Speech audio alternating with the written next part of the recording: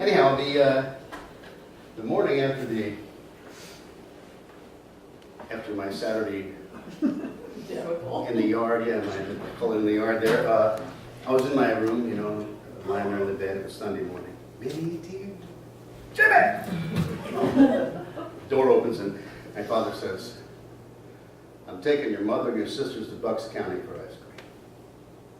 I don't want this door opened till I get back." The door slams, you know.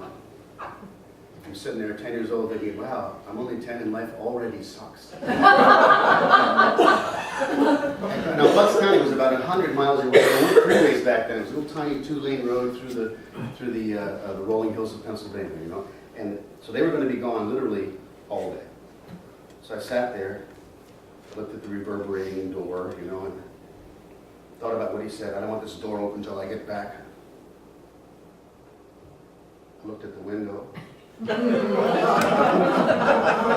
anything about that. I realized he didn't even mention the window, you know. It was just, so I thought, I think I can accommodate him, you know, and still have a little fun on this Sunday. So I put on my bathing suit, my PF flyers, went out the window, down to my bicycle, and I rode 5.5 miles out into the wilderness in Pennsylvania near Valley Forge to a creek on White Horse Road that I had dammed up and called Lake Stanley.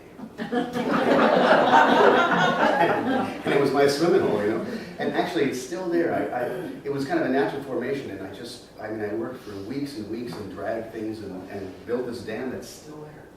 And anyhow, I went swimming, and I'm feeling fantastic, and I'm feeling like I'm getting away with something, you know. So I'm feeling particularly good about myself. And then I realized that my mom, the clairvoyant one. The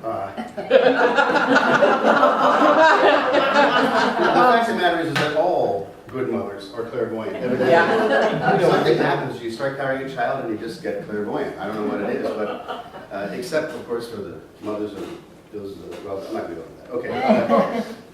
So I knew she was going to figure this out, you know, and I thought I have to be more clever and more resourceful than my parents, who were in my face, you know. So I remember that in my bicycle, there's a little leather bag in the back seat hanging down, and in it I had a survival kit for a 10-year-old. I had a magnifying glass, matches, a knife, monofilament line, sinkers, bobbers, fish hooks, you know, everything a 10-year-old would need to survive in the wild, you know. So I took the monofilament line, the knife, and the matches.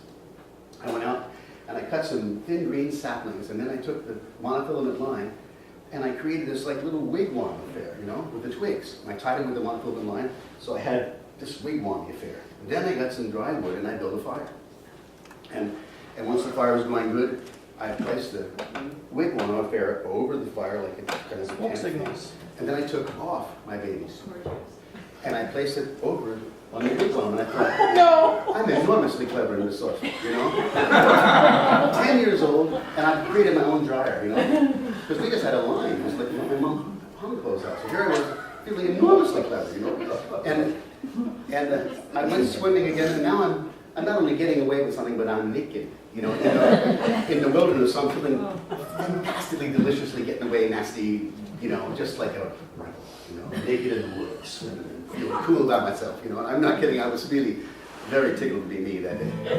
It felt so great to be getting away with that, to be swimming, to be naked in the world. And as I was swimming, I looked up every once in a while to check on the wigwam, and